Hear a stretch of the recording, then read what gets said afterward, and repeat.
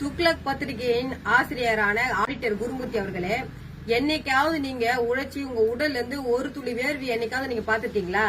வேர்வையே சிந்தாத நீங்க, வேர்வையுடைய மகத்துவமே தெரியாத நீங்க, எங்களுடைய ஈழத்துல தமிழீழ விடுதலை புலிகள் தன்னுடைய இனத்தின் விடுதலைக்காகவும் சுதந்திரத்துக்காகவும் உயிர் தியாகம் சிந்தி ரத்தம் சிந்தி அவங்களுடைய தியாகத்தை பத்தி உணர்றதுக்கும் உங்களுக்கு வாய்ப்பில்ல, பேசுறதுக்கும் உங்களுக்கு தகுதி கிடையாது.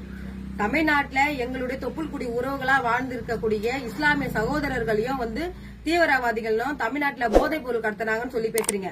எங்க தமிழர்கள் புரட்சி பண்ணல, போதைப் பொருள் கடத்துறாங்கன்னு சொல்றீங்க. அப்ப உங்க ஆளு கேடி ராகவன் என்ன சீனால மாவோ பண்ண புரட்சியா பண்ணாரு?